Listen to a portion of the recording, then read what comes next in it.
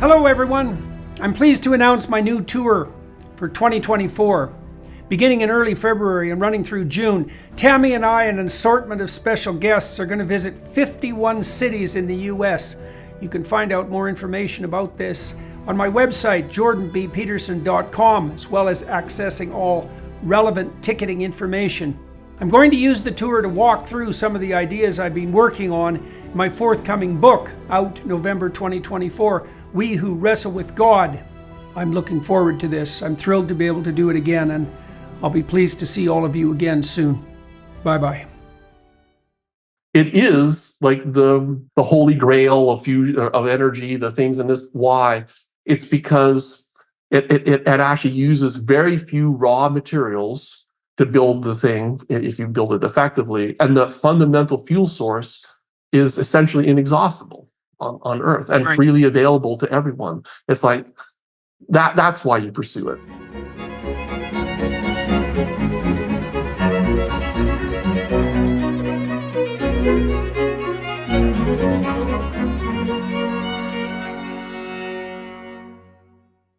Hello, everyone.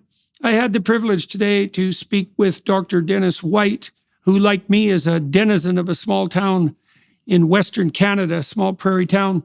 Be that as it may, he's also one of the world's foremost authorities on nuclear fission and has been at the spearhead of both technical and commercial projects to make fusion technology a reality. And fusion offers the opportunity, essentially, if it can be mastered, of unlimited energy and potentially at a low cost. So it's the ultimate in transformative technologies.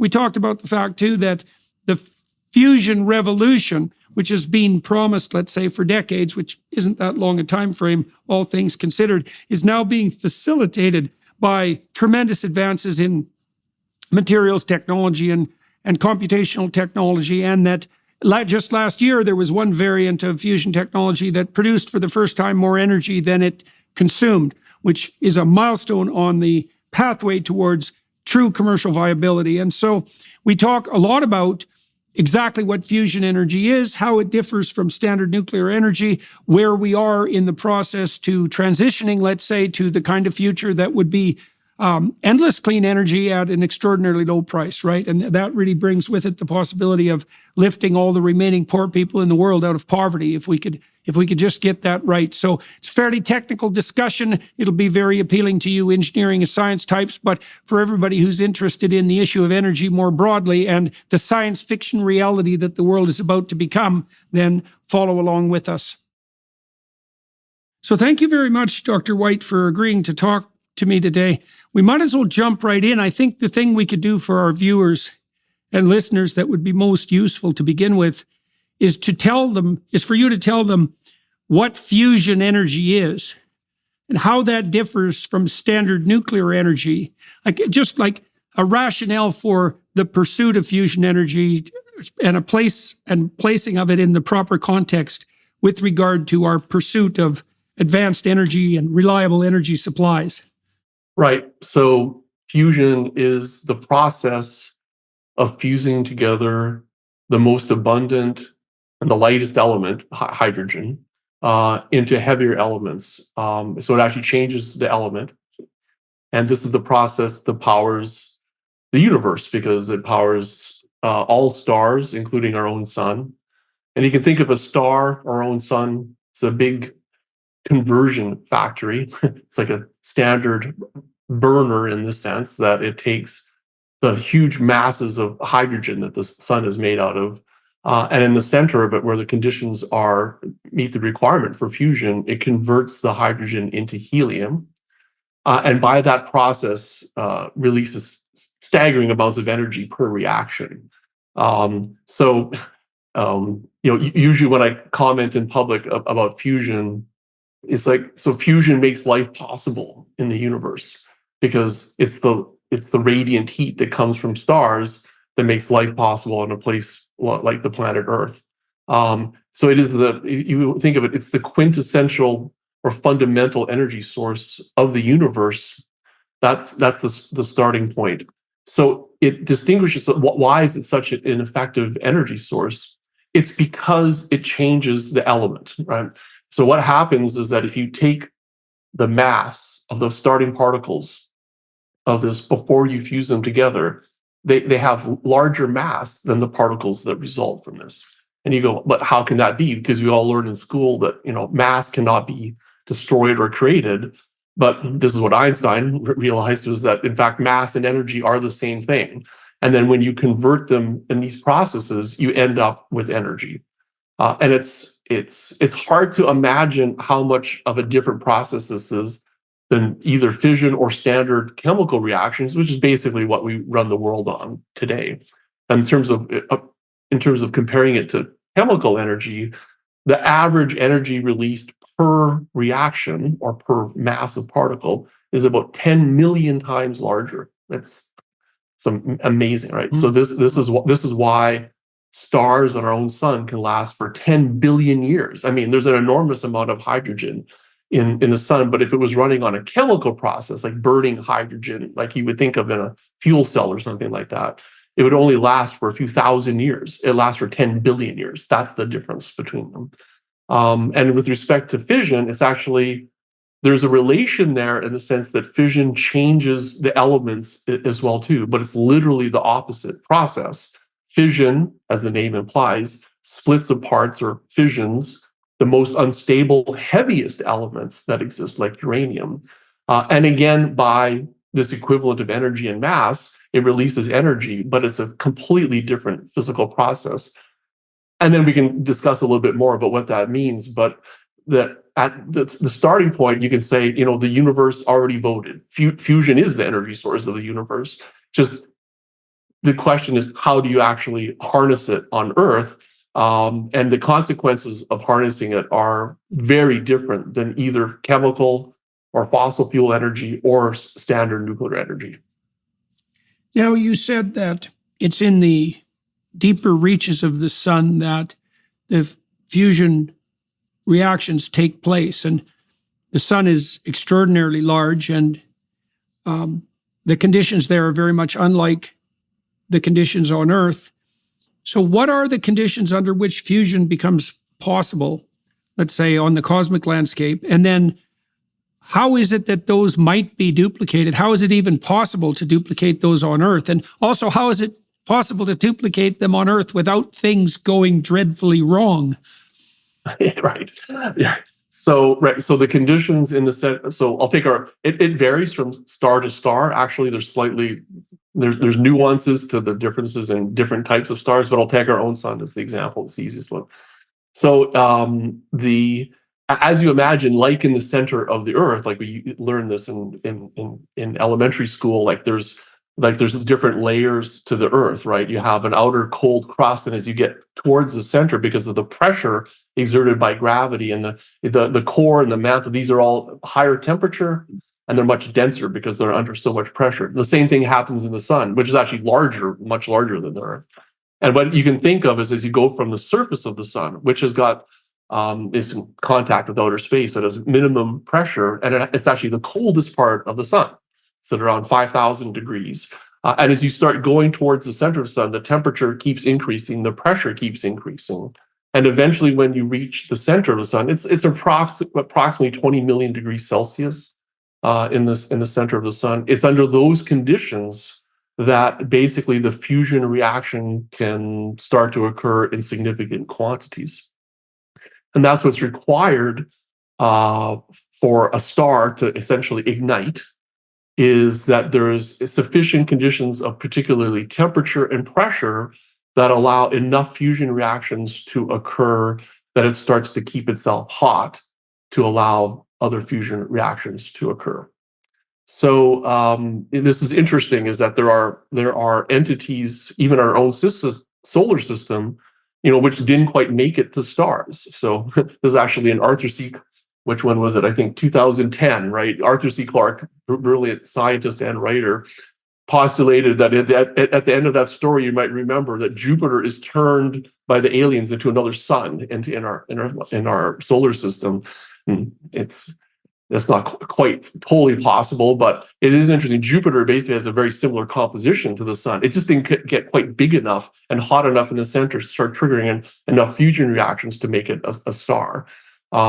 So what this means is that fusion occurs naturally only really in one place in the universe, and that is in the center of stars, because that's the place where you can get the conditions of particularly temperature that allow it to remain hot enough to be able to sustain the fusion reactions. And quickly, like why is that needed? It's because this process of pulling the hydrogen, pushing them together to fuse, means that you have to overcome extraordinarily large forces which don't want them to get close to each other, which is a basic force of nature.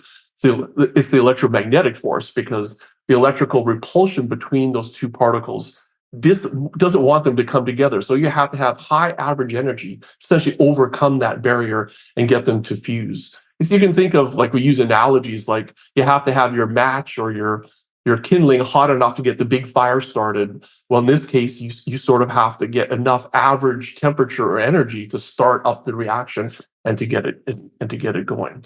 So those are the requirements. So this comments then as to why we could imagine that you could make this happen on Earth is the requirement here is actually not so much around the energy, because for almost 100 years, we've actually induced fusion reactions on Earth with particle accelerators. This is one of the first things that was discovered, actually, when particle accelerators were developed in the 1930s. The question is about how you maintain the temperature of this medium, of the hydrogen fuel, that allows it to stay hot enough for it to keep fusing. And the sun and stars work by the fact that how is it allowed that the center of the sun is so much hotter, 20 million degrees? Then how can it not, this heat, escape? Well, it does escape with finite probability or timescales, but are very long timescales, like orders of 1 million years or something like this.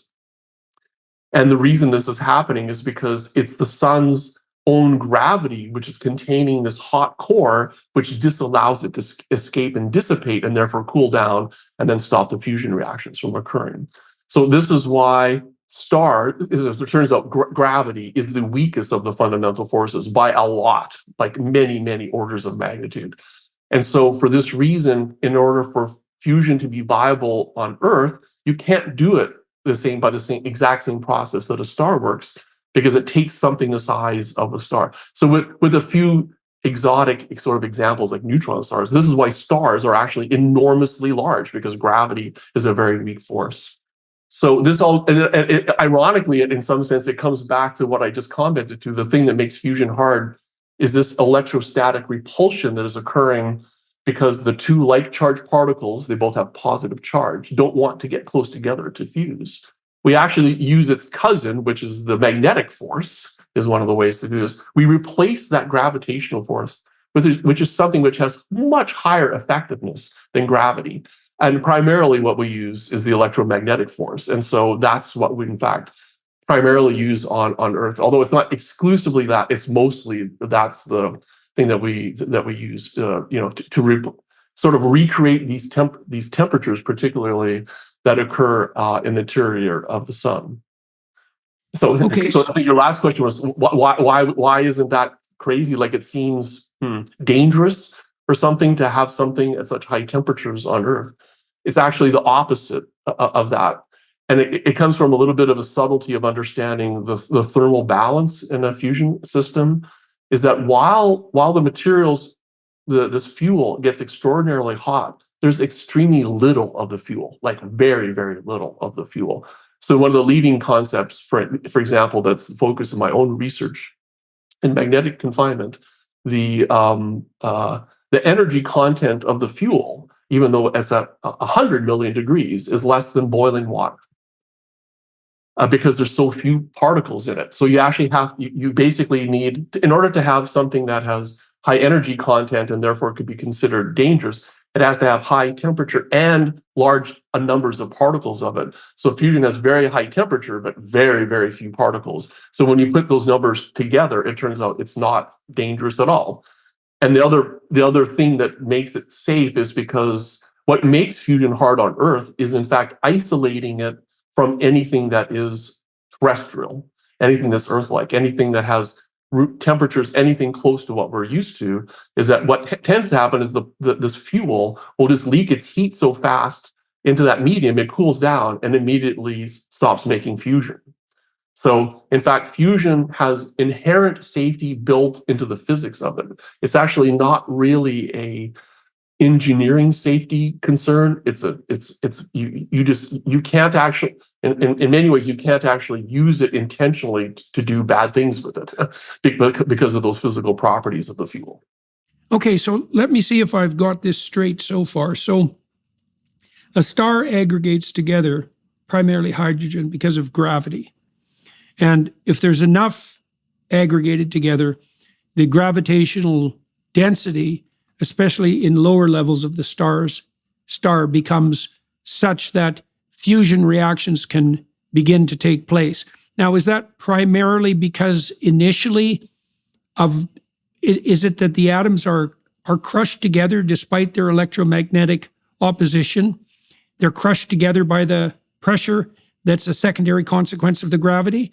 So they're just brought into proximity. And and what happens? Does like one fusion reaction take place and then start a chain reaction under the appropriate conditions? Yeah. So no, actually, which is the other part of. Thanks for asking that. That's a very insightful question. Actually, it doesn't work through a chain reaction. It works rather through a thermal process, which is different. Let me just quickly explain this, because this is a fundamental difference to fission. So in fission, what happens? You imagine. So here's your great big uranium nucleus, right? And the fission gets triggered by an extremely simple process in many ways. It's a neutron, which is one of the components of the nucleus, which is made of neutrons and protons. Neutrons have no electric charge, protons have electric charge. They hold themselves together in the nucleus through the strong nuclear force. A neutron, which can participate in that force, basically gets in proximity to the uranium nucleus, and it splits apart and releases energy. It also releases neutrons when it does that.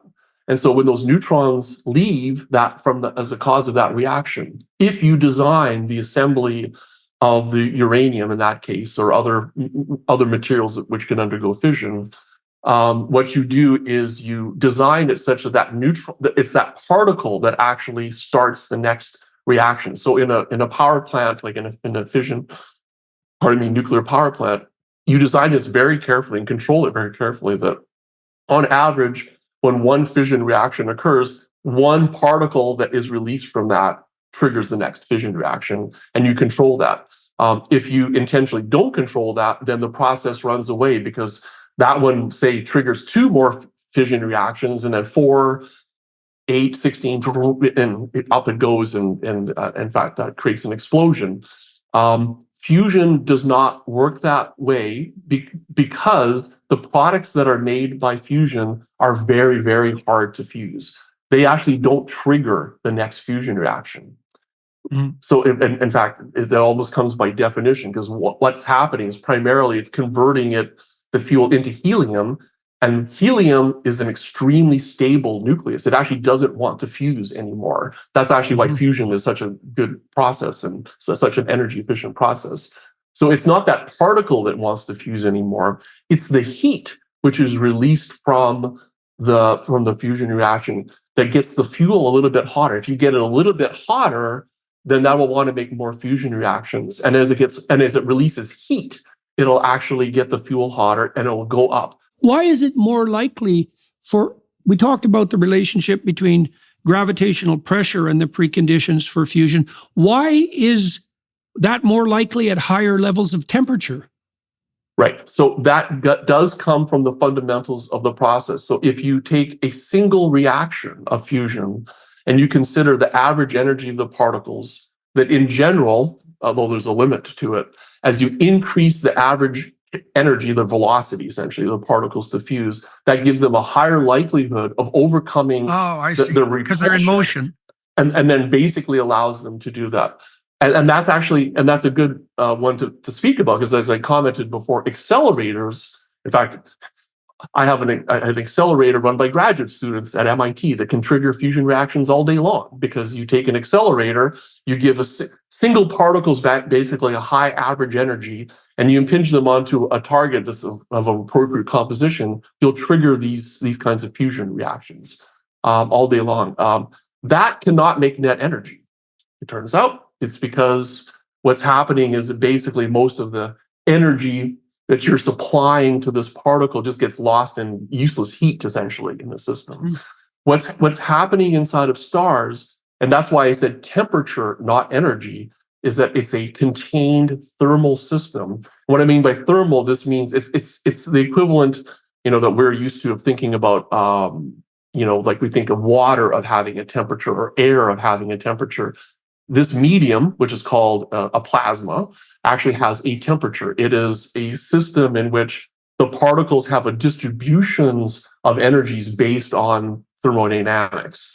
And so that's why I call it a temperature. So this is key. It's a thermodynamic process in that sense, is that you have something inside of it, is that individual particle reaction releases kinetic energy, but because that's forced to give that energy back as heat into the medium, the temperature increases, the average energy of the particles in the medium increases the probability, and this builds up your way to actually to being able to do that. So you crush them together, and that increases the probability of fusion to some degree, and then you heat them up, and that increases the probability even further. So I'm curious about the temperature and the movement of the hydrogen atoms. So this is a stupid question, likely, but the answer doesn't spring to mind.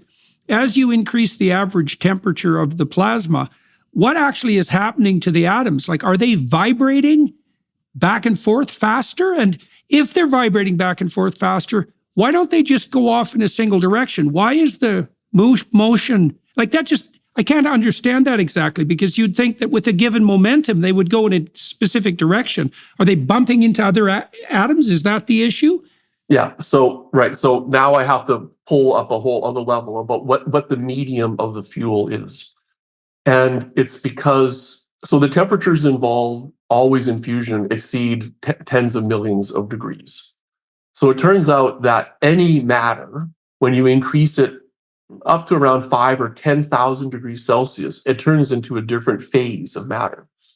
So you can no longer think of it as atoms in a lattice as you do in solids, or atoms floating, basically a fluid like water, or even the atoms in this air bumping into each other. It turns into a completely different phase of matter. This is called a plasma.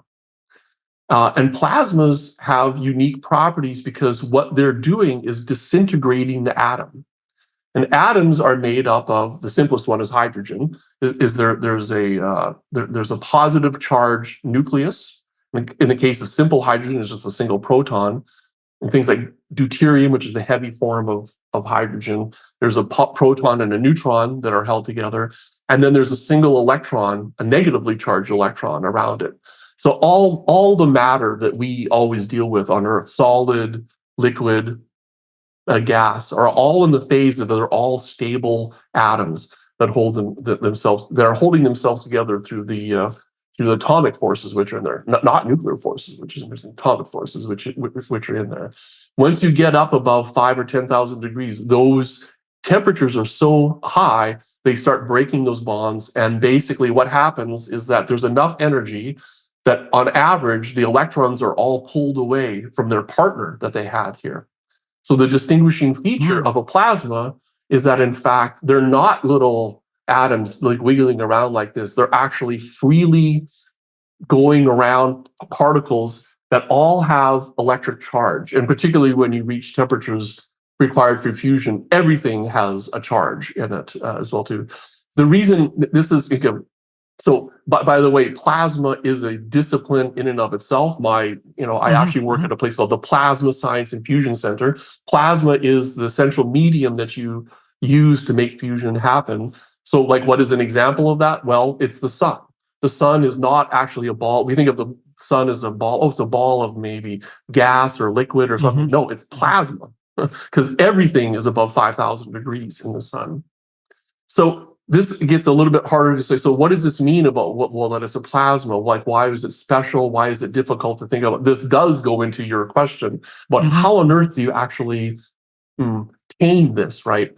Well, what happens from this, it goes back to this whole pushing against each other through the electromagnetic forces, and particularly the fact that they've got charges now. Remember, I told you before, when the hydrogen protons come together, they don't want to come together too close because they get repulsed from each other. That's actually a force that acts not when the particles physically touch one another, but is always present because they're interacting through their charges. So particles out here, like, they can be zipping by each other like this, but actually impact each other because they begin to interact with each other through a basic force of nature, which is, again, the electrostatic force. And it turns out, well, it's sort of intuitively almost, and this is why by the way, plasmas are not intuitive, because the physics that dictates them is action at a distance, and therefore they have a really pretty wild set of collective behaviors that has been a source of study it's an entire discipline of physics, plasma physics, that has been studied for over 100 years to sort of understand this medium. But in the end, one of the ways we do describe it is you can almost think of like a gas, but rather the particles have charge, and so they're bouncing off each other without actually physically touching into each other, which gives them complex sets of behavior. So in the end, in order to contain this, like in the sun, that's happening in the sun, is that this means that there's sort of randomized motion actually for any individual particle. Right. As an ensemble, they have predictive ways through statistical mechanical descriptions that allow us, like we do in gases and solids and others, that we can sort of describe this in terms of a thermodynamic point of view, even though it's in this crazy plasma state. We're experiencing a lot of global instability as we plunge into primary season. How are you protecting your family in the midst of all this chaos? The fact is, there is one asset that has withstood famine, wars, and political and economic upheaval dating back to biblical times, and that's gold. It's not too late to diversify an old IRA or 401k into gold, and Birch Gold Group can help you with that. Birch Gold can help you create a well-thought-out and balanced investment strategy. They'll help you convert an existing IRA or 401k into an IRA in gold without paying a penny out of pocket. Diversify into gold today. Just text Jordan to 989898 for a free info kit. With an A+ rating with the Better Business Bureau, countless 5-star reviews, and thousands of happy customers, I encourage you to check out Birch Gold today. Text Jordan to 989898. Claim your free info kit and protect your savings with gold. That's Jordan to 989898. So it sounds, let me use an awkward analogy maybe, it sounds like a bunch of singular north poles of magnets trying to get along together in a crowded room. Yes. Is that approximately right? Because you can imagine pushing north poles together. They don't like to come together. They twist around each other, and you can imagine that being compressed together as a consequence of gravitational force. Now, would it be then that there's a probability distribution that those interacting particles are going to actually collide hard enough to fuse? So they're interacting, and now and then the interaction is such that they fuse, and there's some set probability of that increases as temperature and pressure increases. That's exactly what it is. So and in the end, what happens is you can take this statistical approach to the large distribution of particles that are behaving in. You can't predict an individual particle's probability. Right. An enormous ensemble of them, you can start treating them statistically, and that's in fact exactly what we do. We use laboratory measurements of things like, we basically take single particles and find out their probability of interacting at a given energy. We measure those extremely accurately. And then what we do is we assume that the system is in this deep thermal state. Essentially what's happened is it's maximized its entropy effectively, because they bounced off each other so many times. And then you can statistically describe a probability that actually the particles will fuse. And this probability depends only on the temperature.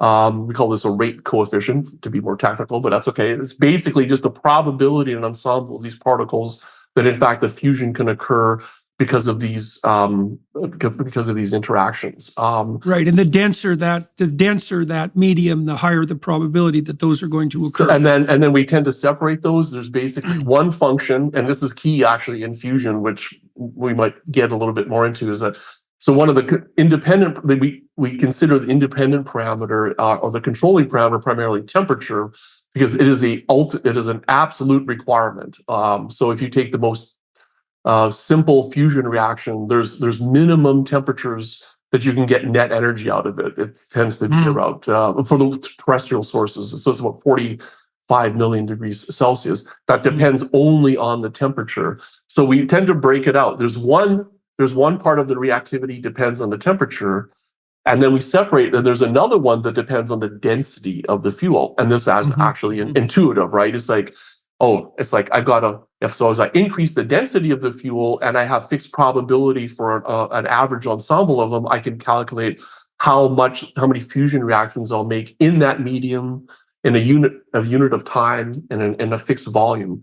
So this is really important because this informs us about how much for a terrestrial energy source, how much fusion power, because every time a fusion reaction occurs, it releases energy. So we can actually calculate from this directly the amount of power that we make in a fixed volume of this fuel once we reach those conditions. And it depends on the density of the fuel and the temperature of the fuel. Yeah. Okay. So now we've explained how this occurs in the sun. We've explained why it isn't a runaway process. We've described the relationship between pressure and temperature.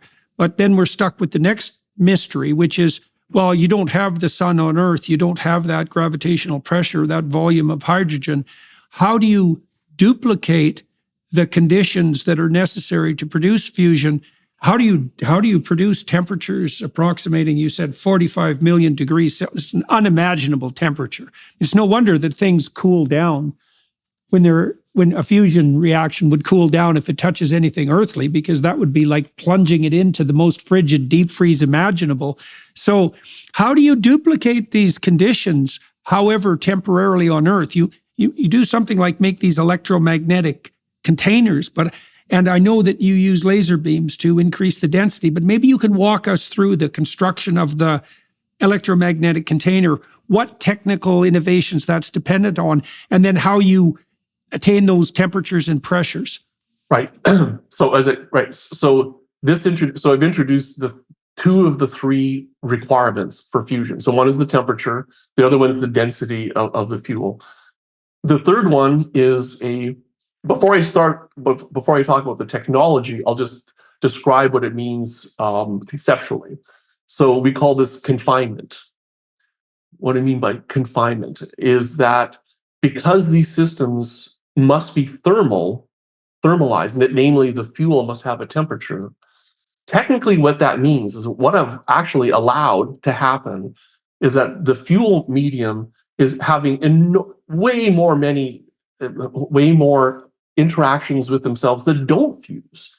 It's just like thinking about the particles in this room colliding off each other. All those things, what they do is they exchange energy and momentum, and that's actually what allows the system to thermalize. And once in a blue moon, a fusion reaction will basically happen. So that's what's going on. So what that means is that you must have a system that provides particle and energy containment. What I mean by this is that it's okay because this fuel is isolated in some way away from everything else, so that you basically allow those non-fusing reactions to occur, and you don't really care because you've provided containment. So what does this mean conceptually? It's like of whatever you think of your fuel assembly on this, is that there's some physical mechanism which is disallowing it to basically touch anything that's at room temperature or even close to it. So it's isolating it in some way. Okay. So that's the concept. So we call this the energy confinement time. And the way that you can think of it, you just sort of close your eyes, imagine you got some ensemble, and you put some unit of energy into this, and you kind of wait, and you say, oh, it took this long to cool. That characteristic time is called the energy confinement time. This was conceived of by a scientist in the 1950s, Lawson, who realized added this important concept into play.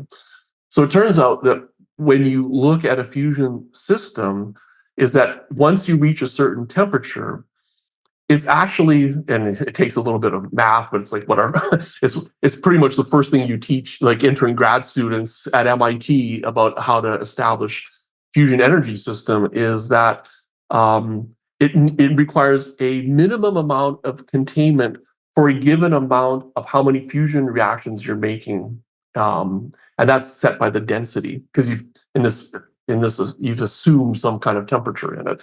And it turns out when you work through the math of it, it's the product of the density of the fuel and this energy confinement time that actually realize what you want, which is to get net energy out of the system. And particularly the ultimate goal, which is you basically put in almost no external energy and the whole thing is just keeping itself hot by its own fusion reactions. So it's very important. Sorry, that's a little bit complicated, but it's so important to understand in fusion, because this is unlike a lot of, usually when you think of physical systems, it's rare to come across a product of two important parameters controlling each other. Namely, you multiply them by each other, right? And it turns out the physics doesn't care about the absolute number about those, as long as the multiple of them actually meet this minimum level on Earth. And that was density and confinement time? It's density and confinement time. So it's how many particles there are per unit volume, and then you multiply it by this characteristic time. By how long you hold it together? It's basically how long it holds its energy, technically, right? Okay, all very good. And so this is what confuses a lot of the public about fusion, because you'll see this picture. There's this great big magnet. Wow, they did fusion. Or you see this other thing, which is an electrode. They made fusion. Or you see this laser. They made fusion. What the heck do these things have to do with each other? What's happening is that they're using the same physical principle that I just talked about, but they're vastly changing the density and confinement time, basically about how you get to the multiple of those two. And so you can imagine what this is that if I allow the density to be very, very high, then I don't need a very long energy confinement time. And vice versa, if I make the density very low, I must get a high energy confinement time. And that's actually the approaches that are there. So just a quick comment, because this is why it is a little confused. If you look right now, the two methods of getting there that certainly have obtained the most publicity, but also probably a lot, the furthest along in terms of the scientific accomplishments, is in magnetic fusion, which is the focus of my work, which is, in that case, we use very, very low density fuel. The density of the particles in this is 100,000 times less than air. It's very, very undense. And this requires an energy confinement time of around 1 second, which doesn't seem very long, but recall what you're doing is, like, the particles that you're containing at 100 million degrees have such high average velocities that when they fuse, they would, like I'm here in Rhode Island right now, they would go from Rhode Island to Los Angeles in about 3 seconds. That's how fast they're going. So containing these kinds of things for a second is a pretty impressive feat indeed, right? And that's that approach. And this is the one. And how do we do this? We use the magnetic force to basically force those, and I can get back to more details and that, but just this comparison of that. Then I go to the other extreme of this. It's our colleagues that have performed this with lasers. And in the lasers are actually not heating the fuel, they're compressing the fuel. And they're achieving densities which are about 10 billion times higher than what we were using in magnetic fusion. And correspondingly, their energy confinement time is a fraction of a billionth of a second. And there are people and companies and other groups which are approaching things which exist in those in-between areas as well too, things like pinches and so forth. So this is one of the reasons for, it's an interesting one. It's both, I would argue, an advantage, but also has been one of the challenges of fusion. There's so many, because it turns out when you vary those physical parameters by so much, it actually vastly changes the technology that you're thinking about how you would actually get there. So this is an interesting thing as thinking about how you develop it as an energy source, because you got a lot of choices, but there's so many choices. It's led to this. It's an interesting race in some sense, right? About how you would get there. Right. So you can vary the density using various technologies, and you can vary the time to confinement using various technologies. Now, how exactly in your magnetic fusion designs, how exactly do you confine? Like, I'm trying to conceptualize this. You're using very, very powerful magnetic fields. I read that you've produced magnetic fields that are many multiples of the force of the entire Earth's magnetic field. Now I'm wondering, why doesn't that take a staggering amount of energy just to manage that? But also, how do you conceptualize the confinement space? Like, is it an enclosed magnetic field? And then inside that, there's this relatively low density hydrogen? And when does it become hydrogen plasma? And then if you're only confining it for a second, well, you don't want a power plant that only works for a second. So I don't see how to jump from that to something approximating a sustainable power source. Yeah. So I'll parse that out. So first of all, so this will focus on magnetic confinement. So the physical principle that's being used to contain the particles is another fundamental force called the Lorentz force, which is that if you have a charged particle that is in movement, and there's a magnetic field present, it will exert a force on that charged particle. And So I'll it'll break that down. curve. Yeah, well, it's actually so. This takes. I'm going to use my hands to try to get this. So magnetic fields. Most people are know this from using a compass, and there's two things that are important about a magnetic field. Its amplitude, its magnitude, right? And it has a direction, because the way that we comment, it's a vector, right? So it has a direction. Okay. So I'm just going to tell you, I've got a magnetic field which is going like this, right? It's in this direction. It's pointed in this direction. And there's a certain amplitude to it. So what this means is when I put charged particles in the presence of this magnetic field, it exerts a force on it, which is an interesting force, by the way. It's a force that always acts in a direction that is orthogonal to the direction of the charged particle. When you work out the math of this, what this forces any particle to do, and like this, is that it will execute a circular orbit like this around the magnetic field. So no matter how fast it's going, it basically it's like it ties it to the magnetic field like that. And this is for both negative and charged particles. So remember the collection of, or recollection of, the definition of a plasma. So when it gets hot enough that most of the particles become charged, and that's certainly true in fusion plasmas. So every single individual particle is actually feeling a containment force, which is coming from that magnetic field. Okay, so what does that mean? So what that means is, and there's another special one, is that not only is it orthogonal to the direction of the charged particle, it's also must be orthogonal to the direction of the magnetic field itself. So what this means is that you can think of these as like barber poles of motion of the particles, that they're going along like this. They do not get affected in the direction that is along the magnetic field. So there is no containment along the magnetic field. So in general, what we do is we come up with a set of topologies of magnetic fields. Primarily, what we do is we make them close back on themselves, so there is no end to the magnetic field, right? And the way you do this is okay. So so in the end, you can think you had it right conceptually. It's basically, you can think of these vectors or line. We conceptualize them as lines of magnetic field and of magnetic force. And this basically, when it's put together in a particular configuration, it becomes extremely effective at holding this very hot fuel, because of that force it's exerting, because that circular motion doesn't allow them to escape unless some other thing happens, like they collide into another particle or something, which sets energy confinement. Is the strength of the magnetic field necessary proportionate to the average speed of the particles in question? So the higher the temperature, the higher the magnetic field required, the more powerful the magnetic field required? So technically, the force that's exerted is proportional to the charge of the particle, but that doesn't matter, because that's fixed, because it's always the same.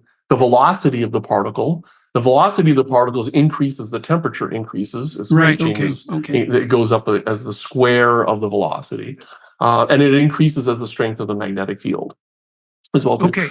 So in the end, what that ends up being in a practice, for fusion's sake, what this means is that in magnetic confinement has very critical consequences. Is that when you solve the particle's motion.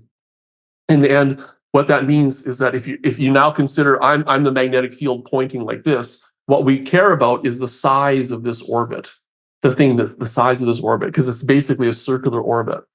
And if you keep everything else fixed and increase the strength of the magnetic field, the size of that orbit decreases. It shrinks because the force is better. So basically holds it closer to the magnetic field is what you want. And this is really important because it turns out from that other argument that although there are different arguments about this, is that the first argument about the requirement of the temperature, it turns out that there's a optimized temperature to access fusion. It's about 100 million degrees for the leading kind of fusion that we consider on Earth, which is not the same as it is. That's why it's a different temperature than the sun, because it's actually a different fuel combination that we use. It's the heavier forms of hydrogen. But anyway, that's at about 100 million degrees. So basically, anytime if you're a fusion power plant designer, you more or less always pick that temperature because it's the easiest one to achieve.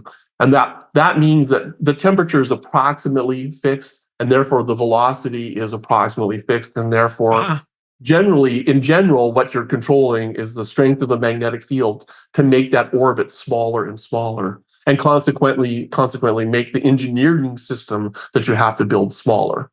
Right. Does that also increase the density of the fuel? It does, but for more subtle reasons. And it depends on it depends on the details of the shape of the magnetic bottle that you make. But in general, yes. But it's not so straightforward of a path to tell you about how it does it. But in general, the density of the fuel is allowed to increase, which is important because that actually means you can access then net energy gain. If you're at higher density, this allows you to do it at lower energy confinement time, which is a sort of a double win in the system, if you want to think of it that way. So a couple of questions there. Go ahead. No, yeah. Well, and you had an important one about the 1 second business. So this is really important. Yes. So the 1 second is not the duration of the existence of the fuel. It's the characteristic time at which it holds energy. So namely this. So if you really think of it this way, it's almost like I think of, because it's the middle of winter right now, I'm thinking of heating our house and so forth. You can think of when I put a unit of energy into this house, there'll be some characteristic time, like a few hours, that'll basically like leak out right to the outside environment. But the house is still here all the time. That's more what we're doing. So this 1 second is that leakage time. It's not how long the house lasts. Yeah. Starting a business can be tough, especially knowing how to run your online storefront. Thanks to Shopify, it's easier than ever.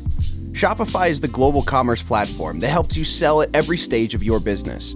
From the launch your online shop stage all the way to the did we just hit 1 million orders stage, Shopify's there to help you grow. Our marketing team uses Shopify every day to sell our merchandise, and we love how easy it is to add more items, ship products, and track conversions. Shopify helps you turn browsers into buyers with the internet's best converting checkout, up to 36% better compared to other leading commerce platforms. No matter how big you want to grow, Shopify gives you everything you need to take control and take your business to the next level. Sign up for a $1 per month trial period at shopify.com/JBP. Go to shopify.com/JBP now to grow your business no matter what stage you're at. That's shopify.com/JBP. Okay. Now, you have to segregate the system from the ice cold temperatures of terrestrial reality, let's say. How in the world then do you actually harness the heat that's thereby generated? How do you turn that into, transmissible energy or mechanical force? Right. And there's a variety of ways to do it, but I'll walk through the system of how you do this. So I'll use magnetic confinement, and it varies a little bit if you use other containment schemes, but it's whatever, it's good. So in the end, basically, whatever you're doing to provide this force. So like the magnetic fields that we make use an electromagnet. This electromagnet is not in physical contact with this fuel at all, because the electromagnet makes a magnetic field at a distance. In fact, the leading way that we do this is we configure these magnetic fields, and in fact, the magnetic field can't even escape the magnets. It's just sort of encased inside of these. So usually you think of these as large circles or D shapes. You put these in a particular configuration, and on the inside, what you have is this, beautiful kind of magnetic cage, which is on the inside of it. So the electromagnets have no idea there's like a star inside of them, and the star, all they're feeling is the magnetic field that's coming from the electromagnets. That's the key. It's physical isolation of the systems completely from one another, right? Because that's also confusing to everyone. It's like, so it's not a physical container in that sense that's holding the fuel. Right, it's like it's analogous in some ways to the gravitational field that keeps the Earth in orbit around the sun. Exactly. It's an action at a distance. That's the right way to think of it, right? So it's doing it through that process. Right. So then this goes to, well, what is fusion energy? Like where is the energy? That's the important answer. And how do you get access to it? Right. So the original energy source, as I said, is that the two particles collide and they actually make new particles. And by the nature of the fact that this is coming from the strong nuclear force, which is the thing that holds all nuclei together, the process, what that means is that the energy is actually in the kinetic energy or the velocity of the particles that result from this. So the fusion particles, yeah. So we take heavy forms of hydrogen, like deuterium, and fuse them together. And then what will come out? It's actually the same subatomic particles. The neutrons and protons, it's the same number that come out afterwards. They're just rearranged, right? So, for example, deuterium can come together, and then what you would have is something called you can have helium-3, which is two protons and one neutron, and then one spare neutron. Or you can rearrange it into another way that is actually it's a proton and a I'm losing track of it. It's a proton and a triton, which is a proton and two neutrons. So basically it's just rearrange them, and those have lower mass and they release energy.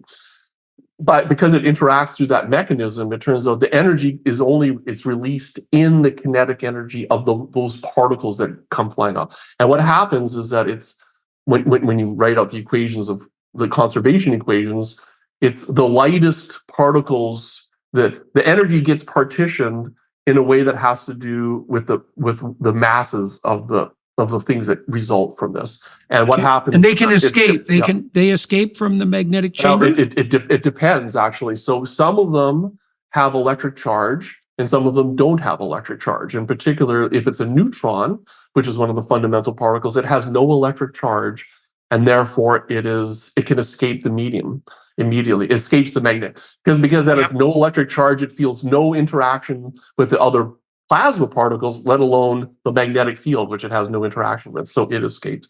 So I'll use this one because it's the most prevalent approach right now is deuterium-tritium fusion. And what happens there is that those are the two heavy forms of hydrogen, and what is released is a helium, just a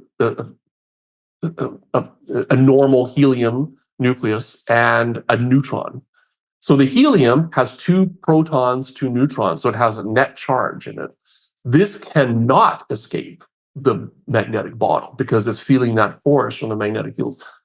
Not say more important, but just as important, it is also feeling the electrostatic reactions, like you said, the magnets pushing against the poles pushing against each other. Well, it has electric charge just like all the other particles in it. So it has way more energy than the average energy of the particles that it's in. And now, therefore, it starts undergoing collision. So it's sort of like releasing like a cannonball.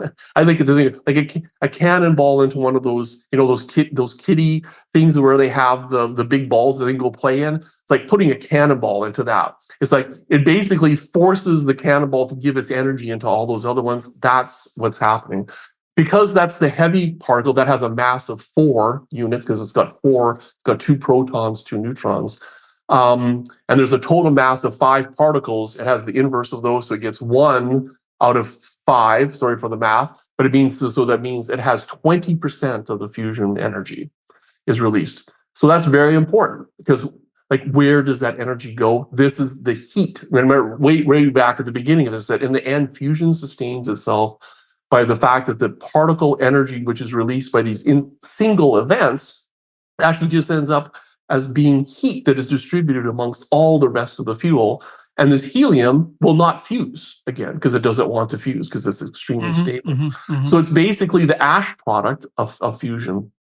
By the way, just a quick comment, why fusion is that the process, the ash product of the thing that releases energy is helium, which is a harmless neutral gas, right? Wonderful. Unlike fission, where the thing that's made by the reaction itself is this soup or mix of just of hundreds of radioisotopes because you're splitting apart this really unstable uranium. So that's one of the other fundamental differences between fission. Part of the cleanliness of the process and the simplicity in some sense of the process. Okay, so you have this increasingly hot plasma, and you explained the mechanisms there. How is that converted into usable electricity? Yeah. So in some way, you've got to get this back into heat. That's essentially how you're going to do it. So the two, I have to say, fusion is basically two forms of recycling heat. So it's taking this major kinetic energy in these local particles and converting it into heat. So the first mechanism I just described, which is that heats the fuel itself. This is the key mechanism about how you make fusion a net energy source on Earth. It was that process that was solution to this thing with the product of the density. It's actually that process, because what it's telling you is that you're making enough fusion reactions that you're basically able to keep the system hot, because it's keeping itself hot. And that in this form of fusion, that's 20% of the energy. Very important. The 80% of the energy in that reaction is in a neutron. It cannot be contained, or it doesn't interact with this. So it interacts very weakly with matter because it doesn't have an electric charge. So what you have to do is put something in front of it. And what we tend to think of is either something, a liquid or a solid, that forces this neutron, which is like a cannonball, again, another cannonball going into this, and you force it to undergo interactions with the atoms that are in that solid or liquid phase. This thing we call a blanket, because you basically wrap the fusion thing around it. And the idea is that we force these neutrons, even though they escape the plasma and magnetic fields, they're forced to interact with this blanket. And after, it varies on the design, but after about 30 or 40 collisions, kind of in general, they basically give up all their energy. And where is this energy? It's actually it's in the motion of the atoms that were in that blanket. So that's like heating up water with it. Say, I don't know what you use in the blanket, but yeah. So this is actually why fusion it's another reason why fusion is such an attractive energy source. This all sounds very exotic, but actually, if you just close your eyes and think, I give you a fusion power plant, what are you actually getting? You're getting a heat source. Because this blanket that heats up, you just get out this heat, and then you do whatever you use heat for. Make electricity, run industrial power plants, make synthetic fuels. It's really just it's adaptable to almost anything that you can imagine that we use from any other fundamental energy source. Yeah. Right. Okay. So let's turn away from the engineering elements and the practicalities of the process to the practicalities of producing a usable energy source. So I've got two questions there, really. I know there's been we have reliable fission energy already, although some of the plants seem very complex. They're built as one-offs. There's tremendous bureaucratic red tape. There's a bit of a problem with nuclear waste. People are afraid of it. It's got a bad name. But I saw a company the other day, for example, I think I'm going to interview the CEO, that's produced this very cool little nuclear reactor that just sits on the back of a truck and that can be pulled to like a northern community. There's all these thorium salt reactors and so forth that have come on the market recently, and it looks like we're starting to mass produce them. And so, it seems to me, and I'm certainly ignorant about this, but it seems to me that if we had the political will, we could be turning to fission energy at a much higher scale than we have been. And so we have fission as a potential alternative, and the fusion problem is very interesting to solve technically, but why not devote our attention more particularly collectively to the fission issue? Why pursue fusion? And then if we're going to pursue fusion, where are we with fusion? Because I'm old enough now that fusion has been 10 years in the future for 50 years. So what do you feel about all those issues? Yeah, so I'll get back to, to make it clear, I am personally totally in favor of deploying fission at a larger scale, to meet our energy security demands. It's actually, the reality is that fission is one of the, if not the safest forms of energy that we use right now. It's a great fit into the things that renewables are not. Renewables are a lot of great things, but they're not reliable because of their intermittency and their low power density. Fission is like that as well too. And as you commented too, it's like we've got a lot of experience with this, and we know that we can make it work. So I guess my comment too would be sort of a meta comment at first, which is the staggering challenge of, if we really are serious about decarbonization, which in my opinion as a society we are not yet serious about it, just based on the math of where we are. But if at some point, let's put it this way, we know mathematically sometime human civilization will run out of fossil fuels. We can argue about what it is, but it will, because it's a finite resource. And we need to think about what is a sustainable and deployable, almost universal, high energy density, dispatchable energy source. And our choices are so few that it's basically, it's not my argument about fission versus fission. It's just like, I want a set of alternatives on the table to let me do this, because this is the way almost all, I would argue all technologies work. We don't have monolithic solutions to these complex problems. They just don't really exist. And so my comment to this is that in many ways, I think the free market will decide this as well too, because there are just intrinsically different properties of fusion about its inherent safety, about the long-term consequences of the waste products that come out of fusion. The ability to license them is very different than fission. So while it has a commonality in some of the physics to fission, it's really such a different energy source, and there's so few other options in the long term. It's like, let's do this in some sense now, while we have the resources and the wherewithal to actually get after this problem. Right. So you're not seeing them in competition in some sense at all. And your point I is am that not, because fusions, the time scale is such that fission can be deployed now, right? Yeah. And we've got that. But there are serious look, any technology has consequences. Like if somebody comes and says, I've got a technology and it's got zero societal and environmental consequences, then go buy a bridge or something. It's like, it doesn't exist. Okay. It just doesn't. And we know about these, like we know about the consequences of fossil fuels, which have been, honestly have been the reason that we get to live the way that we do now, by burning fossil fuels.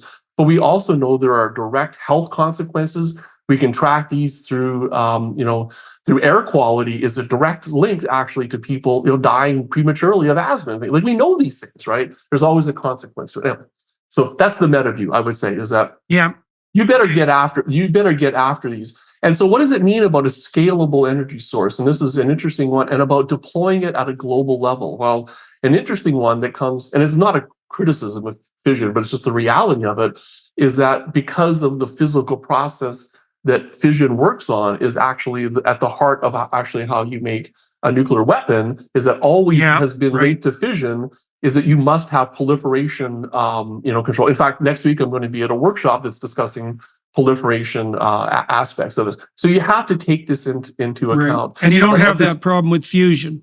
Well, it's a different problem in fusion. It's actually such a new technology. We're sort of figuring it out. In general, you don't, because in the end, you don't require uranium or plutonium on a fusion device. So it's like it's very different. Okay, so that's that one. And also, and I think although people would argue that there are solutions to that. Like the long-term waste storage one is an interesting one, is that because in fission, this is linked to the physical process really of the fission itself. In fusion, the physical process doesn't actually make any radioactive waste, it makes helium.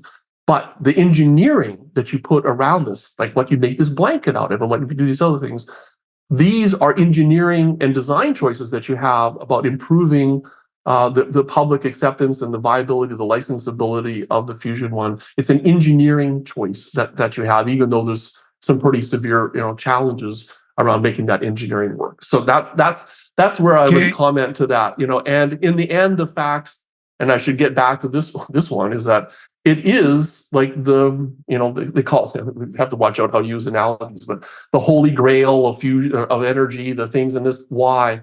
It's because it actually uses very few raw materials to build the thing, if you build it effectively. And the fundamental fuel source is essentially inexhaustible on Earth and freely available to everyone. It's like that's why you pursue it, right? Okay. But it's important to understand what it is that you're pursuing, which I think was your second question. Yes. No matter where you're listening, no matter what job you have, the clothes you wear to work say a lot about you. It's time to take your style to the next level. With Mizzen & Main dress shirts, you don't have to sacrifice comfort for style. Their performance fabric dress shirts feel just as good as they look. Mizzen & Main invented the performance fabric dress shirt 10 years ago, and they've practically perfected it. It's lightweight, breathable, moisture-wicking, wrinkle-resistant, and the most comfortable shirt on the market. You can wear their clothes to work, throw them in a suitcase, or keep them by your at-home desk for when you need to look sharp for an interview. Whatever you do and wherever you wear it, know that you'll look and feel amazing. So whether you're attending an important meeting or a networking event, or simply want to impress your colleagues, Mizzen & Main has everything you need. So what are you waiting for? Spruce up your style with Mizzen & Main. Go to mizzenandmain.com and use code Jordan to get 25% off any purchase of $130 or more. That's MIZZEN and main.com, promo code Jordan for 25% off today. Right. Well, I'd like to take the skeptical approach to that now, because, as I said, this has been for so. Now, look, I mean, we haven't really been trying to develop fusion technologies for very long.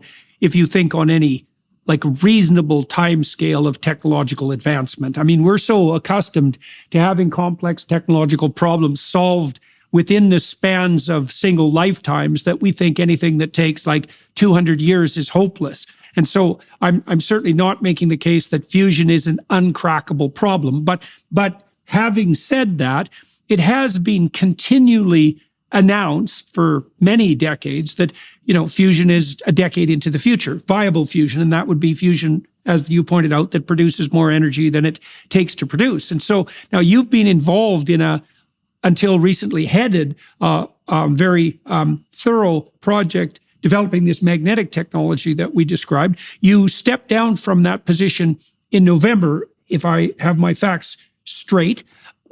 So tell us about that project. Tell us where you think we are on the fusion horizon, and what you think the next steps and something approximating a timeline might be. And maybe you could also tell us why we might be optimistic about that timeline. Yeah, right. And again, the meta comment is, it's interesting on AI, right? Like the term artificial intelligence was invented in the 1970s, which is fittingly about the same time that fusion technology really started taking off as well too, right? Or maybe it's even the 60s, like Marvin Minsky. And so anyway, like these ideas are around because they survive because they're compelling ideas, is my argument. And then all of a sudden things happen that all of a sudden makes this thing that people conceive of, I get the dream of this, right? And all of a sudden things happen that all of a sudden make it, a reality, like you see something right around them. So I'll pull back. That's the meta comment. Like why fusion, right? So some of it is the pull, right? That I would argue that as a society, if we really are serious about decarbonizing, the set of choices we have in front of us about replacing 82% of our fundamental energy, which comes from fossil fuels and basically hasn't changed in decades, you need just massive amounts of carbon-free energy, like massive amounts. So that pull that is coming from that has increased significantly compared to like the 90s or something like 1990s. Very important. I think it's actually not, and it's even more nuanced than that. It's not just access to that kind of energy. It's like the realization that renewables alone, because of their intrinsic limitations, like try to run a gigawatt, chemical processing plant on renewables. It's like especially when it's cold. Oh yeah. Well, I mean, the science doesn't. The science is against it. It's nothing against renewables. You just have to be cognizant of the limitations of any kind of energy source. It's like the limitation in fusion, by the way. Like you can't make a fusion power plant that heats this home because everything's got to be at bigger scale. It has to make way more power than would be appropriate for heating this home. Everything's got limitations. Right. Surround on those. So I think this was part of it. And then, of course, what happens, like in a lot of fusion.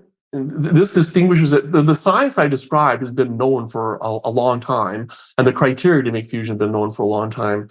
So what happens is the reality of actually making fusion practical, as usual, it comes from synergies of technological and scientific advances that tend to make you feel that it's ready for prime time. And I'll comment on this, is that really in the last 10 years, there's been a set of those. One of them has been computational power. It's a really complex problem. One of the origins of the company that we launched out of MIT, and some of the ideas that we've been pursuing came out of my classroom. Why I say this? It's like the computational power that's available to my students in a single semester class at MIT surpasses the computational power available to people one generation ago that were actually trying to design the biggest fusion experiment in the world. It's like, that's going to make a difference, right? And because it's a complex problem. I think the other part is because fusion's advance seemed to take a hiatus because we were trying to figure out the way past that next threshold, particularly of the scientific threshold was getting net energy, which meant that what that means is that when you hit that, you're actually the fusion reactions are the dominant heat source in it, and there are multiple approaches to that, and it was a big step, and we needed to get our scientific feet underneath us, and that was honestly like a 2-decade process. I was heavily involved personally in that as well too. It's a major scientific task to basically get after these things, and that particularly evoked itself in forms of advanced magnetic confinement devices, one called ITER, which is in the south of France, and now our own experiment, that's been launched out of MIT and Commonwealth Fusion Systems, and also with the laser fusion, which had a big breakthrough approximately a year ago as well too. And guess what? Like one of them did break through, right? The laser experiment got to the point where they got the fuel to the place where the fusion reactions were the dominant heat source. An amazing scientific accomplishment. And this was the thing that sort of broke through the news cycle, if you remember, in December of 22. Yeah, very, very important. And of course, everybody looked at it. It's like everybody, calm down about an energy source next week, but a major scientific accomplishment. And this is the fruit of decades of work, right? That the general public won't see. So that's the second one. Like we really know a lot more than we did 20 years ago through that and through computation. And the computation, by the way, affects the science and the engineering. They're sort of the synergistic buildup. Right. And then the final one was advances in technologies that come from places that weren't necessarily in fusion. And that's one of the ones that we discovered, was that namely, there was a commercialization of a new kind of technology, a new kind of superconductor material that was going to apparently allow us to greatly improve the efficiency of the magnetic bottle that we were making in that approach. And interestingly, like the path of that one came from a fundamental science discovery in the late 1980s, won the Nobel Prize in Physics. Everybody went crazy because this is so-called superconductor, which could say superconducting at extraordinarily, for that kind of technology, high temperatures. Usually superconductors are near absolute zero. This is at a stunning like 70 degrees above absolute zero, remains superconducting. But that took, over 20 years to commercialize. And it turns out our team was ready, sort of with the right set of ideas, to take that new material now in a commercial form and in terms of a tape, and in turns it turned it into into a highly performing electromagnet that produces this cage. And that's in fact was a major pursuit of my group at MIT, and now the commercialization aspect of this with Commonwealth Fusion Systems, which a couple of years ago essentially demonstrated this quantum jump in the capability of the magnet to be an effective container for the fuel. And just to put that one in context, is that was approximately a factor of 20 to 40 improvement in the efficiency of this. So this meant that the cost of being able to build a device that would see fusion, this net energy gain for the first time, it shrunk it by a factor of approximately 30 to 40. So that's an enormous one, which goes. So, but by the way, then, and now there are other fusion concepts which can also use that breakthrough along with the computing power to design it. In fact, early this morning, I was having a conversation with my MIT colleagues about how we might apply this to a different configuration. All this being said is that it's a lot of details I know to go through. Look at technology breakthroughs. They always happen this way. That namely, there's things which are sitting there which are ideas but are hard to imagine self-consistently together as a commercial product or something that we can all use. And then what happens is a couple of things pop together, and all of a sudden what seemed impossible becomes, I'm not going to say inevitable, I would never say inevitable because that's too much hubris, but I think it becomes much more likely actually around on this. And of course, the important thing for this is that is there a customer on the other side if you're thinking about commercialization? And the argument here is that in the energy world, we become hungrier and hungrier for these kinds of products, not less hungry for those. So, and that, I think that's why the landscape has changed for fusion. Okay. So you're pointing to clear advances on the laser side, advances in material technology, stunning advances in computational ability, which I presume enables you to model the things that you would otherwise have to build and test much more precisely, much more rapidly. And so you can see an acceleration of movement towards the end goal. How far away do you think, maybe this is an unfair question, and if it is, well, deal with it however you want, but how far away do you feel that the teams that you've been leading, or the team that you've been leading, is away on the magnetic containment side from producing a reaction that produces more energy than it consumes? I mean, you talked about commercializing this, and I know there are plans in the work for that, so I presume you feel that you're on the threshold of this or close to it. How do you know that, and how do you track your progress and predict? Yeah, so one of them is that there's a place about an hour drive away from here in suburban Boston that has built the buildings in which it will be in, that has built the factory that is building the magnets, which basically took the magnet development that we did jointly with the company at MIT, between MIT and the company, and they're building the magnets. In fact, I'm on this podcast, I'm missing my weekly meeting about the magnet fabrication. Okay, that because that's how real it is. The money is there, the team is there, it's putting it together. And right now the projection is it's a few years away, like a couple of years away. I can't speak in detail about schedules, but that's okay. So that kind of puts this into context. And what do we mean by it, right?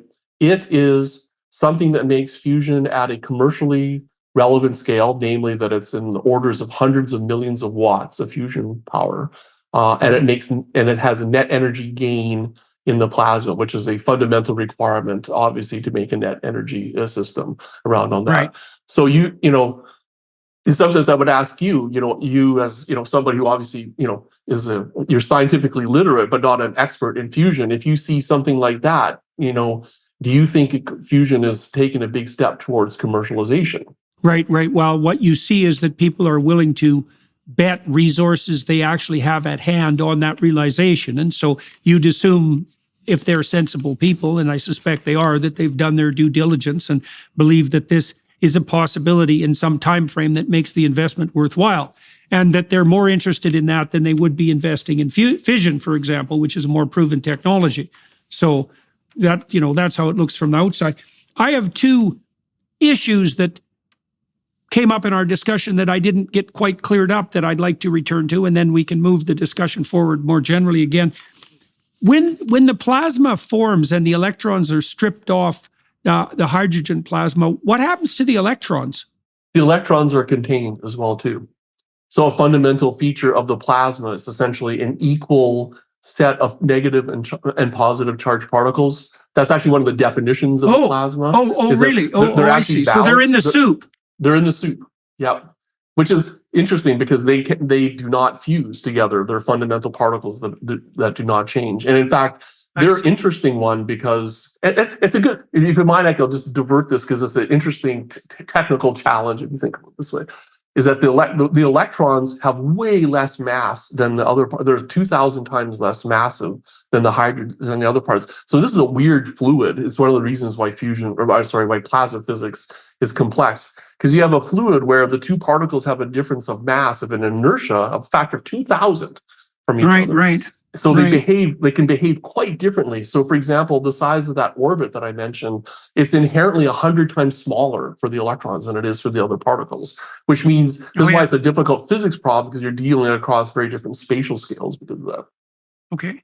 But it's interesting in an earthly fusion system, these are really important. Why is this? Because you've got this equal ensemble of the hydrogen species, the nuclei and the electrons. They're all together like this. They're actually exchanging energy to each other through collisions as well too. But when the fusion reaction occurs, this particle that is ejected is so energetic that it's actually going, even though it has a mass which is way more than the electrons, it's actually going at a velocity which is actually about the same as the electrons because it's got so much pop to it. And through reasons I won't derive, this means that actually that very fast particle technically gives most of its energy into the electrons, not into the rest of the fuel. So the electrons get hot, and then the electrons actually exchange energy through collisions with the fuel, and then it's the fuel that makes the fusion. But the rate of fusion fuel actually is a thing that sets the rate at which those energetic particles go out and hit the electrons. Wow! So you see the physical coupling in this is complex because there's essentially three independent species sort of navigating this with each other through collisions and power balance. This is just one of the kinds of complexities that we deal with in fusion systems. Yeah. So thank you for answering that. I had a question too on the conceptualization side of this with regards to the justification for fusion technology. Now you justified it, and I'm not putting words in your mouth, and I hope not to, but one of the angles of justification that you adopted was an emphasis on decarbonization. But it seems to me that the proponents of fusion power have a better environmental sustainability argument than decarbonization. So, for example, we know that there's almost nothing more tightly tied to economic progression and success, the amelioration of absolute poverty, than decreased energy cost. I mean, it's almost a one-to-one relationship because energy is work and work is productivity and productivity is wealth. And so that's not much of a complex causal scheme.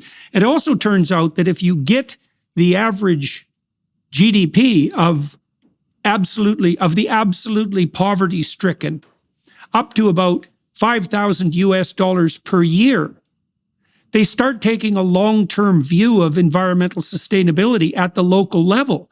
Because instead of having to scrabble for their lunch in the dirt and burn dung, they can start thinking about what sort of greenery might be around for their children, right? And so it seems to me that instead of following the green pathway, so to speak, and pointing to the utility of fusion energy as a substitute for fossil fuels, which in principle might become more expensive as they become more scarce, and which also could be used perhaps more wisely for the production of chemicals rather than to burn. Exactly, because it's a rootstock, right? Yes. Well, yeah, absolutely, limited, yes. absolutely, and for fertilizer as well. Let's say that beating the drum for driving the cost of energy down to the lowest possible level conceivable seems to me to be a more appropriate and potentially deeper long-term, say, public relations strategy. Like, what could we do with the world if we had an inexhaustible source of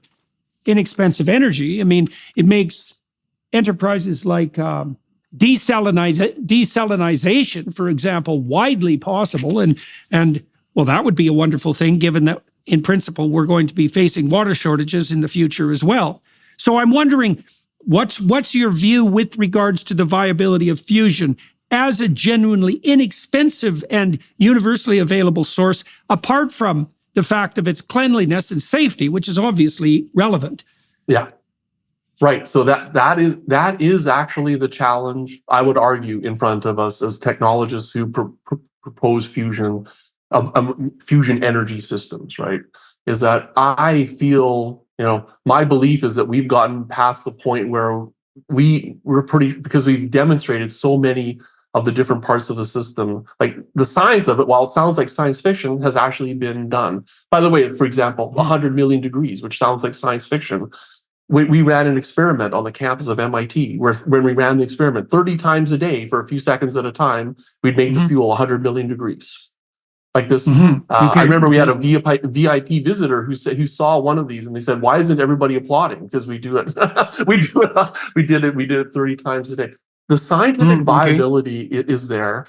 And what was missing were two components, I would argue. So one was, were you past the point where you felt like when the system became more self-determined and heating itself, that it was going to be, everything was going to behave, properly? And it's not all the way obviously there, but the laser fusion result has been a major impetus to us saying that, darn it, that looks pretty good. And the project that called SPARC, which is the one which is outside of Boston, basically that shows it for magnetic fusion, and also shows the fusion power at a commercial type of scale. It's like, I think your question about essentially the physical reality of fusion like fades away. And what becomes the question now is, what price point can you deliver the energy system at? Right. And as you heard from, because all the exotic parts of this containment and all this, it's like, of course that's still important, but now it comes to the effectiveness of the integrated engineering system that you're building, this so-called blanket. Like, how effectively do you extract the heat? It sounds like simple things, but it's not. Like, what temperature do you extract the heat at? This is enormously important in terms of the thermodynamic efficiency, what you might use the power for. How reliable are those systems? Because they're in a pretty intense environment, right? So how reliable are the components inside of them? How long will it last? These are the things, and that's why, although some of my colleagues still disagree with this, I feel the fusion technology, the fusion development world has changed in the last few years, is that we're starting to ask the question of what will the cost be, not whether or not can we do it, right? And I think that's a good deal.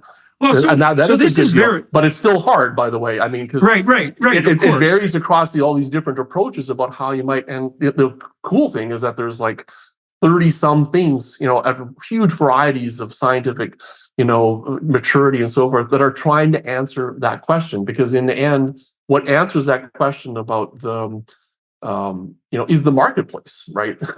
Is that's what's going to do it. In fact, we're doing a study of this at MIT right now, which is we're calculating with understanding and some projections of energy markets, like where will that be?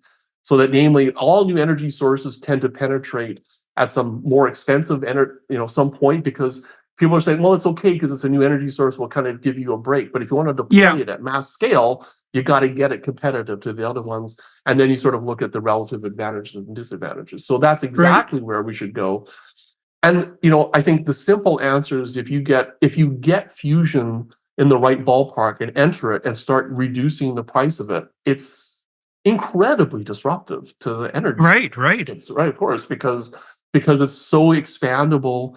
That's one of the, and in the end, the physics or the science of the energy source does matter, right?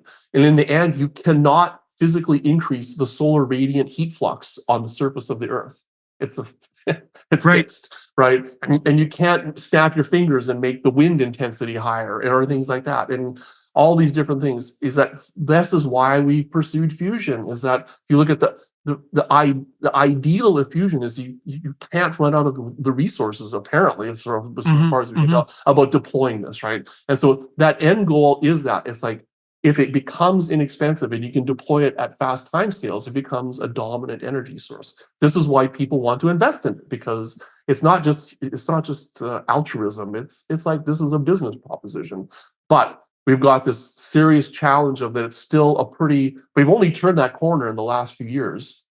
And what this means is that we're facing the challenge of, how do you take these different concepts and actually deliver on the full integrated energy product? We've got a long ways to go on that. Well, we have, on the optimistic side, we have quite a world waiting for us if we're sensible and fortunate. I mean, you can imagine here. So I know a group of people who are avidly pursuing atomic level deposition in 3D printing, which opens up the possibility that we'll literally be able to print anything we can model, and then at scale, and then very inexpensively. And so just God only knows what that's going to produce. And these aren't pie-in-the-sky technologies. These sorts of printers already exist, and they're working very hard on making them economically viable and distributable and dirt cheap as well, eventually. And so that's remarkable. And then we have these AI systems that are now conversation level, that I can envision being put into technologies that will be able to teach every child on Earth every single subject there is at their level of comprehension, and also exceedingly inexpensively. And then with this, if this... Can I just give an anecdote to that, actually? Sure. Because we're both professors, or have been professors, and it's... I recall my colleagues, when ChatGPT came out, they were rapidly using, they were checking to see, well, how would students cheat, basically, using ChatGPT, and and they're putting qualifying exam questions and so forth. And my comment to them was, you might be not realizing whose job this might imperil. Yeah, no kidding. Right? What does this mean? But by the way, it's like, as usual with these big disruptive ones, which I think fusion would be as well too, people probably look at it a little bit incorrectly, is that by the way, I'm sorry for the sideline, but one of the greatest challenges we have right now in fusion is people. And it's because this transition from a science-only program to thinking about integrated engineering energy products happens so fast. In fact, I just wrote a paper. In fact, I'm giving a seminar, national webinar on Friday about it. It's like our academic system is just because it's frozen in that place that it was, 50, like academic systems are, right? They tend to have really long lag times and lead times. It's like, oh my gosh, it's like, we are not ready for this at all. So in fact, we don't even have the right distributions of kinds of expertise and faculty and so forth. It's like, oh, well, what if in fact I, and there's set up, what if I can, because I would argue my specialties is integrated fusion design analysis, and that's one of my classes. I get to teach, order 15 to 20 students every 1 or 2 years at MIT. What if I could teach thousands of students of that through AI? Right, absolutely. Right? And so the synergies in this are amazing. The other part, which is in fact, we just signed an agreement with the International Atomic Energy Agency, that we are active and very, very actively pursuing AI use to basically be the entity that runs the power plant. Oh yes. Of course, right? And are the AI systems helping you now already with design? It was almost ready for it, and I almost thought about using it in my design course that's coming up actually in a few weeks. It wasn't quite ready for prime time for that. But here's, of course, what the amazing thing about being at a university, by the way, the students had already started to do this. And so what did they do is, I told you we ran this experiment. It was an integrated fusion experiment, had electromagnets in it, and made this magnetic cage, had the 100 million degree fuel, had this amazing set of measurement tools and so forth. But it also had people running it, so all that data is, of course, recorded and used. But it also had people, experts, who were examining the data and inferring things about the performance of the fuel and so forth. But that was sitting there as essentially as a static, not really useful set of dialogues that had happened in that. they're training an AI language format, basically on sort of 20 plus years of human expertise built now into an AI thing. It's just like, oh my gosh, so this is what I also find so cool about being a technologist, by the way. It's always these synergies of things that apply to each other, like these new superconductors and a new kind of magnet, then a new kind of AI, then a new kind of thing, and then you just keep bootstrapping yourself up all the way to the technological ladder. I think it's you're at a point now where if there was enough of your published and spoken material, is that you can have a dialogue with yourself about problems you haven't solved. So I'll give you an example. We built an AI system recently based on the first part of a book that I'm writing. And the book is an analysis of deep themes in biblical stories. So you could imagine that your bright students are going to put together all the relevant literature that pertains to your engineering problems. And at least you'll have a partner that'll be something like an instantiation of you that you could, or you and your colleagues, that you could discuss these problems with. Yeah, even better that it's an accumulative one of those, right? And I've been at Fusion now for 30 some years, a faculty member. It's like I can tell you almost all of my insightful breakthroughs came with a version of that, which is that we already had this. It's called training students at a university. Yeah, right, exactly. Like why do we have universities? One of the reasons is we accumulate people in the same place, and we take senior people who convey certain aspects of basic knowledge and so forth, which are required to make sense of the problem. But it's like almost every innovation that has ever come has been sitting there talking with the student of explaining about why such and such a thing is a problem. And they go, and they ask some, quote unquote, stupid questions. Not stupid at all. It's actually an insightful question, because in some sense they're training their own neural network, right? Yeah, right. Around these Definitely. things. And then all of a sudden you sort of see it from a different angle, or you take it from a different approach. It's been almost all the totality of my innovations in the last 25 years have been almost all through student interactions. So it's another version of that, I think, is what I'd be saying. Yeah. Those are the kinds of and by the way, that is another one where you talked about. In fact, I left that off. I should have reminded myself of that one, which is additive manufacturing is another one of those aspects that is coming to bear in Fusion, because in the end we build these complex physical objects. The ability to design it from the ground up is just, and to produce variants rapidly. Oh my gosh, yeah. A simple example is, in the end, while you got this containment system, there has to be this really effective, essentially heat exchanger on the outside of this to remove this kinetic and get it into a usable heat form. The way I would describe this to date is we build, because we could build it this way. You build square blocks of things and you put a round hole in it and you pass, some fluid through it to get it to cool. Nature never cools anything that way. Take a look at a leaf, right? But additive manufacturing allows us to make the equivalents of leaves, or like the capillary systems in our own bodies. It's like what that means, we don't even know. Right, even at the atomic scale. And then to do it at the atomic scale, which means you can start mimicking biological functions as well, too. As well, yeah, amazing. Yeah, it's almost like a science fiction world that we live in. It's amazing that people sort of comment that it's like again, sort of medical, that are pessimistic about where we're going. If you'd have shown me when I was a young boy in rural Saskatchewan, if you would have shown me this technology, I would have thought I was living in a movie.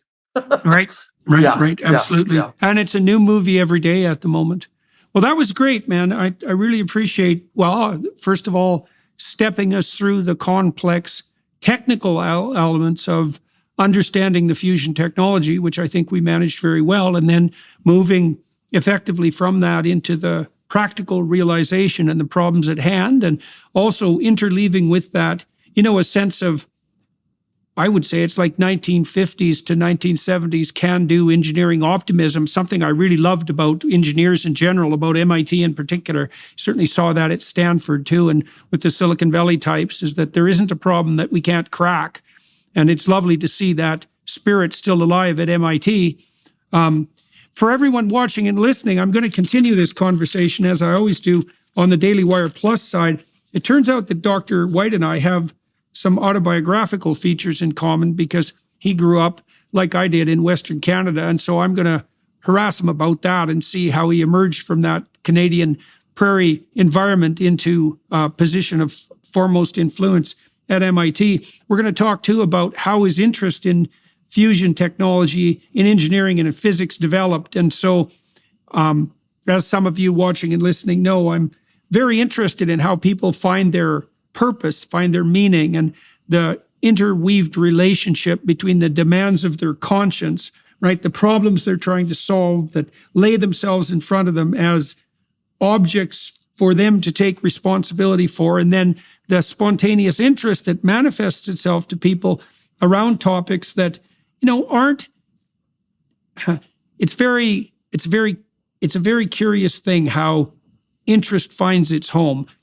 As a Saskatchewan prairie boy, you got obsessed with fusion technology. It's like, well, why? Well, that's what we're going to delve into on the Daily Wire Plus side. So you guys who are watching and listening can join us there if you're inclined to. In the meantime, thank you very much, Dr. Whyte, for walking us through all that and for agreeing to be a guest on my show. Congratulations on the success that you've had. We'll be watching to see how this unfolds over the next few years, including the success of this commercial enterprise, because it's an exciting possibility that's making itself manifest. And so, and to everybody watching and listening in the Daily Wire Plus crew, thank you very much for your time and attention. Good getting to know you a bit, and thanks again. Thanks for the opportunity. Appreciated it.